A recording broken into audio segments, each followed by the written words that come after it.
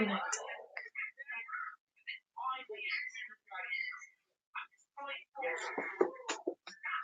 So, good afternoon, UK, and good morning, US, and everyone else that way over the water. I just wanted to jump on today to talk a little bit about the spider being out. So it's here. Not used to this camera, so it's here. And this is the paperback, which anyone who pre-ordered will have got in December. But the hardback is also out, as well as the ebook. I wasn't sure if anyone would have any questions about the spider, but I thought I'd just come on live and talk a little bit about it. So it's set in my home city of Liverpool, only this is in 1892, and the blurb is as follows. Finding his fortune in Australia, John Bryant returns to his wife and child in England, moving them into number 5 Percy Street. Anxious to start a new life, Frances Bryant finds herself in the clutches of a malevolent presence within the house, unable to escape it. When paranormal investigator Daniel Muldoon is called to investigate the case, he soon discovers the haunting of number 5 Percy Street is just the beginning of the horror that will unfold. Lives hang in the balance, and for some it's already too late. Muldoon must compete in a race against time to save those who remain caught in a spider's web. And I have to thank Jamie Dibbs for this, because Jamie messaged me and pointed out in the synopsis that it was a little bit, I think the term he used was boilerplate, which I think means generic. So I had a little bit of back and forth with Jamie, and he helped me work on a more gripping synopsis. I told you that'd be 5 minutes. Shut the door. No. Go and get some now. School's closed today, as you can see. School's been closed for 3 days, so actually getting book 2 written up has taken a lot longer than planned. I did post earlier this week that I was doing about 2,000 words a day, over about 3 hours, and then school messaged. Whatever, Daphne, whatever. So, Mummy's on a live, so the kitchen's open, free reign. Go and get whatever you need. I'm trying to remember what I was doing. So yeah, I was working on book 2. School was closed on Wednesday because of the ice and the snow, and school's closed again today. So we're all over the place. Whatever I planned to do today has kind of gone up the wall. So I thought just pop on and do a live, because then you've covered loads of bases. So yeah, the spider. So that was the plot. I've already talked about the inspiration for it. If you have read it recently, even if you read the serial on Substack, nothing has changed with the published text and the serial. So please leave a review for that on Goodreads or Storygraph or anywhere else where you leave reviews. What else about the hardback? Oh yeah, I'll show you the inside as well.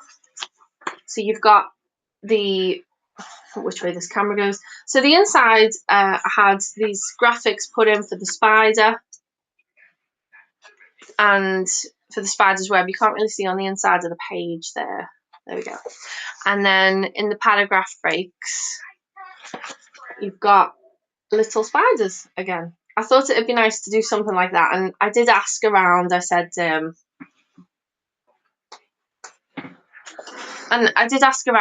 I don't know, is it a children's book thing? Do we have illustrations in adult books? Do we have these kind of crafty page breaks? And I think it was Miguel S. who said, oh yeah, that's quite cool. So I thought I'd try it. I'm going to do the same with book 2. I can't tell you anything about book 2 yet because it's a secret, and book 1 has only just come out technically. So I'll do the same. Whatever the theme is, I'll try and illustrate around in the same way. And so that's that. I'm really excited about launching this book, and it's set in my home city, Liverpool. I wasn't around in 1892. Yeah, 1892. But it's not actually historical fiction. It's supernatural horror. And although it's set in a time that did happen, and the technology and the society and how they live is as true to history as I could get it, it's not actually historical fiction. So I had to remind myself of that a few times, especially with things that people get up to. I thought, well, it doesn't really matter because there's ghosts in it. So I mean, unless you believe in ghosts, of course, and then you'll say, oh yeah, that did happen. But it's easy to get sidetracked by the historical fiction element. It's not historical fiction. It's supernatural fiction. It's horror, and it does have a historical element. And I thought that was really fun to play around with, because anything that you see these days to do with the Victorians is usually set in London. And as great as London is, there's plenty of industrial cities up and down the country that were absolutely booming at the time during the Victorian period. And I don't think they get a look in, especially not with fiction. Certainly with history, for like Liverpool, Manchester, Glasgow, they get a look into history, but not so much fiction. So I thought, oh, wouldn't it be fun to do supernatural horror set in industrial Victorian Liverpool? And some of the things that the characters will come across will be the result of Liverpool being the second largest port in the world at the time, and also the influx of visitors and people coming here for work.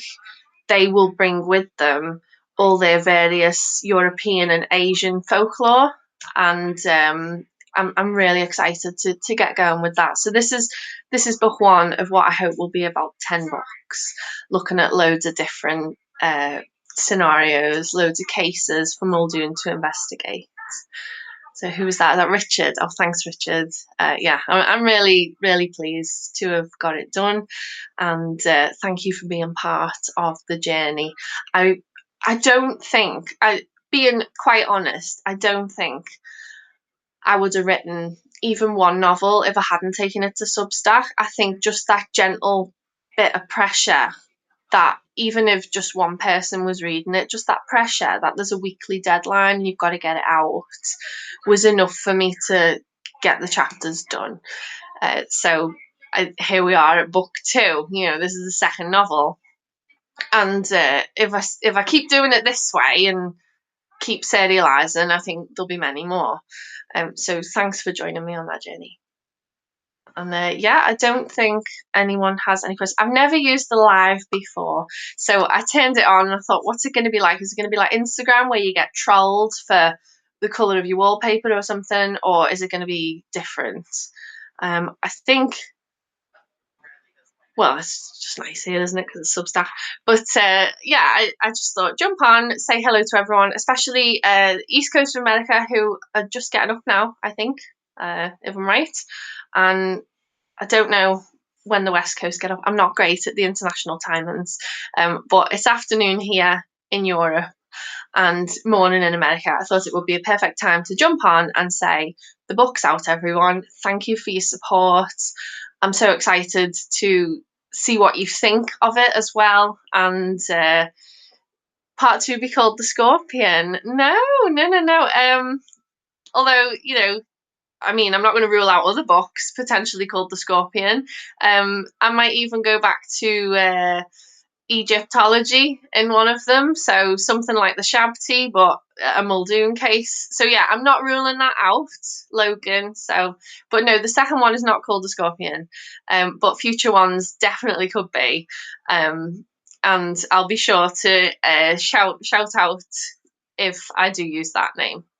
Because definitely with the World Museum being in the city centre and the sheer volume of Egyptian stuff that they have, and they have had since all the explorers went off to Egypt, I think that would be quite good.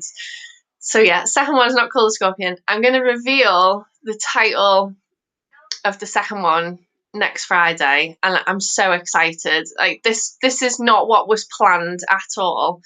What was planned for book two was actually going to be down at the docks at the port. There was going to be a mystery there, but I honestly think this idea just came to me. I don't know, in the shower or I woke up or something. It just came to me, and I thought I have to run with this. I have to do this one next because it's fresh in my mind. So I, got it down, and it's outlined. I just need to do the various pieces. It didn't have a beginning for a couple of weeks. It had a main plot and everything, but I just didn't know how to start it. So I've been reading a lot of rereading and reading a lot of Victorian Gothic lit to remind myself of how I want to start this, where we want to start it, and who with as well, because I'm going to stick to the structure of not starting the story with Muldoon comes in part two, but I want to give everyone the setting and who the other characters are. So say for example in the Spider, it was a haunted house mystery bothering the Bryant family. So they started the story. It was about the Bryants. It was about their various experiences in the house. And then part two is where Muldoon comes in and he takes over from there. It's written in third person anyway, but I like it when Muldoon comes in part two. Victorian Gothic lit, I highly recommend. What do I love? I love The Woman in White. That's a bit of a whopper. It's a big book. But I flew through it on Kindle. I have a habit of on Kindle. It just, it seems to go 10 times faster when you read it on an e-reader than when I read the paperback. But The Woman in White, definitely didn't see the twists in that coming. But Victorian Gothic lit is, oh, it's fantastic, and it was very much hung up on identity, sexuality, societal norms, and the outliers of that. It was about your repressed self or your repressed feelings, and that's why we have all these monsters. That's why we have Frankenstein. That's why we have Jekyll and Hyde. That's why we have Dracula, because all these monsters are shaped on inner desires that Victorians might not have necessarily been able to act on or even think about. So they created these monsters. And you'll see with Edgar Allan Poe as well, his work is very much about the self and the alter ego and the doppelganger. So yeah, and anything that kind of has hints of things that would not be socially acceptable at the time and a repressed inner self is very gothic, and I recommend Frankenstein. Although that was pre-Victorian, but it very much falls into the. I mean, it was a forebear of the genre, but I definitely recommend Frankenstein, and I recommend Dracula, but also The Woman in White, The Moonstone. Jane Austen actually had to go at Gothic lit as well. She wrote Northanger Abbey, so that was Jane Austen dabbling in Gothic, and I think I don't know for sure. Don't quote me on it, but I think that's one of her least popular books, which is a shame because it's quite good. I think it was a case of, oh, she's really popular for these romance novels, and then she wanted to try something different, and people were like, I prefer romance, and not giving it a go. A bit like if you wrote loads of horror books and then all of a sudden wrote a sci-fi, people might not go there, depending on what style they prefer. But no, yeah, Jane Austen. I don't know how Americans pronounce that. But yeah, I recommend Northanger Abbey, and oh, there's loads. There's loads of Gothic lit books that I would recommend. I might even post a little list, to be honest, because I have been raging through them, and it's so nice revisiting as well. I've been reading a lot of Gothic lit at the moment to just keep me in the zone for what I'm aiming for with book two for Muldoon. Oh, that's Hyunwoo. So I thought that was Logan who said that, but it's not, as Hyunwoo. Um, yeah, Jane Austen is so British. I didn't realise I said it funny, but yeah. So yeah, Northanger Abbey by Jane Austen, and other Gothic other Gothic lit. It's all kind of got much of a muchness with the theme, um, and also loads of mad women. So women who are either genuinely mad or people think they're mad. They just go, "Oh, here you go, take some pills, stay in the attic, don't bother anyone." There's loads of that in Gothic fiction as well. So I think that's just why I love the genre, because it's just, imagine we lived in a world where we could be anyone we want, and everyone's nuts or not nuts, depending on the book. If you've read Jane Eyre, you'll know what I'm talking about when I talk about the repressed self and women in the attic and skeletons in the cupboards, basically, or is it closet? Skeletons in the closet or cupboards. Um, so yeah, that's where the love of the spider came from. It was just, I wanted to, I don't know, pay homage maybe to all my influences. And a bit later on is Shirley Jackson. Obviously, I read Haunting of Hill House, and I just thought, this is fantastic. I saw the Mike Flanagan Haunting of Hill House. Again, this is fantastic. What I particularly loved about what Mike Flanagan did with Haunting of Hill House was how he just gave so much depth to the ghosts, and he gave so much depth to the characters. And that's not to say Shirley Jackson's novel is not as good. It is. It's fantastic. It's got that sitting under the surface discomfort that you feel. Everyone's uneasy. There's a sense of things not being quite right, but no one can put their finger on what or why or how. And it's where the rationale and full blown belief in the supernatural meet, and I love that about it. And with Mike Flanagan's version, it was, yes, we have the paranormal, we have these ghosts, we have this haunted house, but that's not the main thing. That's not the most important thing. And it was the characters that were the most important thing, the living, breathing characters.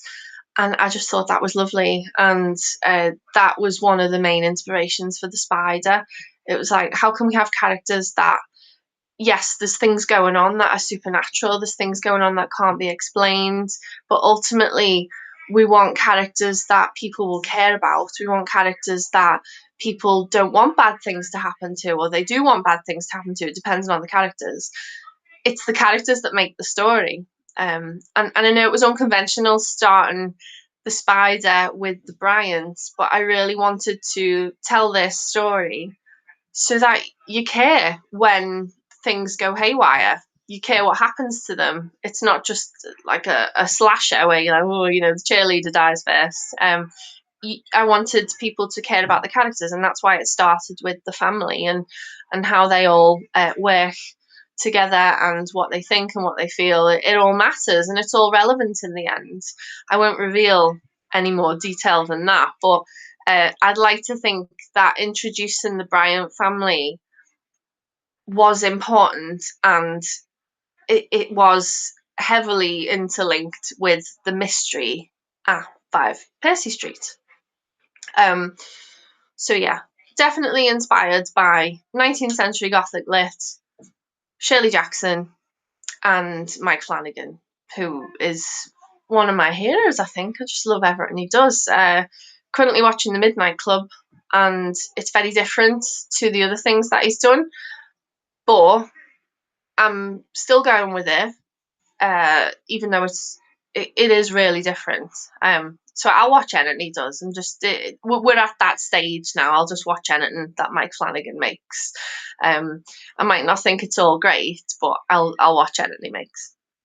And I suppose in a way, Haunting of Bly Manor and The Turn of the Screw was definitely an inspiration for this as well. Again, I love what they do with the characters. I love how they make it about, yes, there's a haunted house, yes, there's ghosts, yes, there's monsters or whatever, but it's the characters that you're here for. You come for the ghosts, you stay for the characters. At least that's what I'm aiming for. Certainly with book 2 as well, which there are no ghosts in book 2, but there's plenty of other supernatural things going on. So yeah, I just wanted to come in and talk about the book, because apparently people like to know that. Yeah, oh, Shayna, yeah, I love him too. I felt really bad when I found out that he directed, what was it, the Shining sequel? Can't think when I'm on live. Doctor Sleep.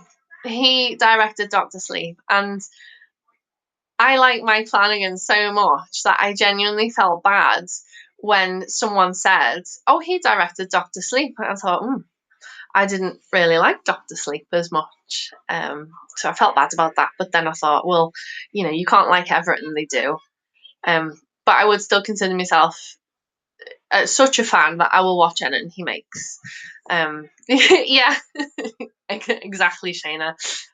Yeah, I felt bad. I thought, I thought that was rubbish, and I hope Mike doesn't find out. But yeah, absolutely love Bly Manor, Haunting of Hill House, Good Evening from India. Oh, are we that? Yeah, so it's evening in India. I don't know what time it is in. You didn't see or read Doctor Sleep. Yeah, I liked Doctor Sleep, the book. I enjoyed that. But then I was really into The Shining, and I liked how different the book was to the film. In that case, yes, Full House of Usher. Oh my goodness, so dark, and I was surprised by the fella who, what is his name? I don't know the actor's name. The fella who was one of the older sons, that the eldest son, I think, who had the wife and the teenage girl. I was so shocked by his character. I didn't see that coming, because normally in the things that he's in, he's so gentle. I was shocked. I was shocked by his character. So yeah, that's why I'm a Mike Flanagan fan. It leaves me guessing. Hi, Robert. 8 a.m. in Missouri. Yeah, so it's a good time of day to come on, really, because some people are waking up, some people are just winding down for the evening. A lot of the Brits are probably at work, or supposed to be writing. But yeah, it's a good time to come on and talk about horror and the spider, and just how relieved I am that it's out. It's out now. I felt that with this one, 11 p.m. in sale. Who knew? You're up really late. That's really late. What time do you normally stay up till? Do you burn the midnight oil? That's so late for me. I'm normally in bed for 10. I'm a bit of a lightweight. Might stay up later tonight though, because I'm celebrating the book launch. I think we're having champagne, but it is January. The budget might make us have Prosecco instead. Not complaining. It's treat day. So yeah, what was saying about Liverpool and the book, and yeah, I'm just relieved that it's out now. The anxiety you get is book talk over breakfast. Yes, 2 to 3 a.m. I know. My goodness, yeah. I mean, you must get up late, surely. No, couldn't do it. I'd be crying over me cereal if I was up that late these days. Long gone are the days when I could just do an all-nighter. I used to turn up for shifts at Sports Direct after being out all night, and be home and asleep by midday. How do I write so much to have a schedule? No, I don't. The writing is chaotic, and I've found that each time I've had a kid, and I'm not saying have kids to be more productive, each time I've had a kid, I have felt like I needed to be more efficient with my time. And with the writing, I'm very much feeling that if I don't do something with it and get the books out and crack on, then it's all going to just fall apart, and I'm going to have to go back to teaching, and I'm just not going to be able to pursue it as much, because it's hard. It's like you got 3 little kids, and the baby, when she's 3, we get free childcare in the UK. So I've got about 18 months left to try and try and keep the momentum going and get a few books out, just so that I'm not if I do go back to like work, it can just be part-time. So yeah, I just think I treat it like a full-time job as much as you can. when you've got a baby destroying the place behind you. So I don't know. I came to it. I came to it in Feb. My craft business was dying on its backside, and this was after years of pumping in all my time and effort. I'm talking like SEO, website design, blogging, advertising, just constantly on this treadmill of creating content for YouTube and social media. Just this constant treadmill. But it turns out that the design work didn't pay a lot at all. There just seems to be there's only room for a few independent designers, and it was also something that I did because it was a hobby that I enjoyed, and I turned it into designing. And for a while it was doing well, but then after the pandemic, when everybody started going off to work and back to school and socializing and stuff, it just wasn't feasible anymore. And I got to January and I just thought, oh my God, this business is dying. Or it's not dying, it just reached a point where it didn't matter how much effort I was putting in, the outcome wasn't changing. And I thought, I can't do this anymore. I can leave it just sitting on the back burner. And it is a passive income. It pays for itself. It pays for the website and everything, but it's not something you could pursue full time. So I I'd always wanted to do writing. I'd always wanted to write fiction. And I just came to it in January and I thought, well, there's a lot of people using Substack at the moment. Certainly other knitwear and crochet designers are using Substack to blog. And I've always liked blogging. So I came to it and I thought, I've always wanted to write a sci-fi novel. I'm going to see how this goes. And that was it, really. I just discovered that I love it. I type freakishly fast.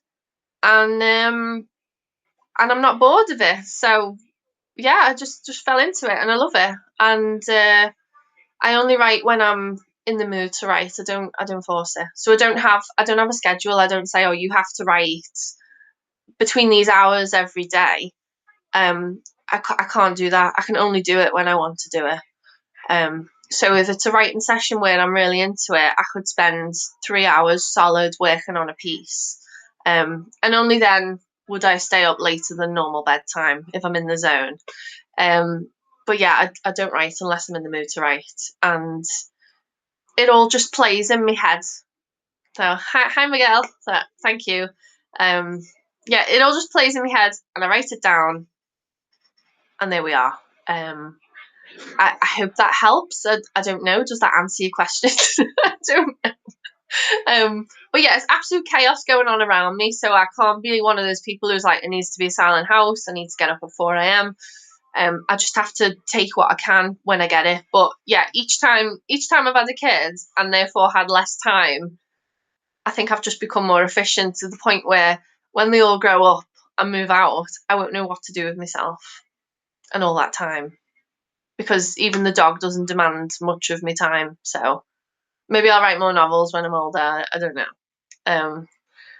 But yeah, I think as well, the writing speeds is down to, this is one of the only things I've ever done where I've had limited self-doubt.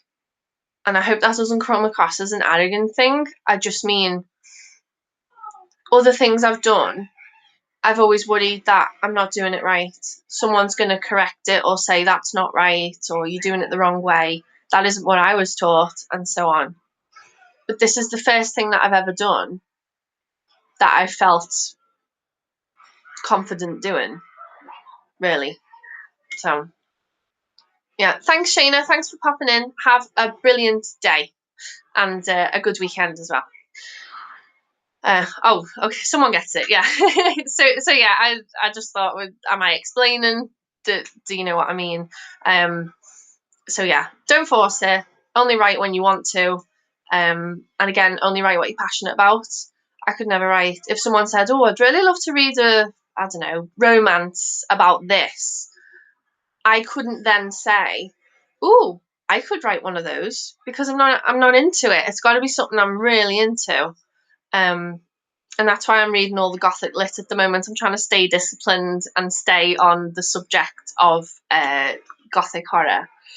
And that's what I do. I try and, if there's a fire burning there, just keep fanning it. Do you know what I mean?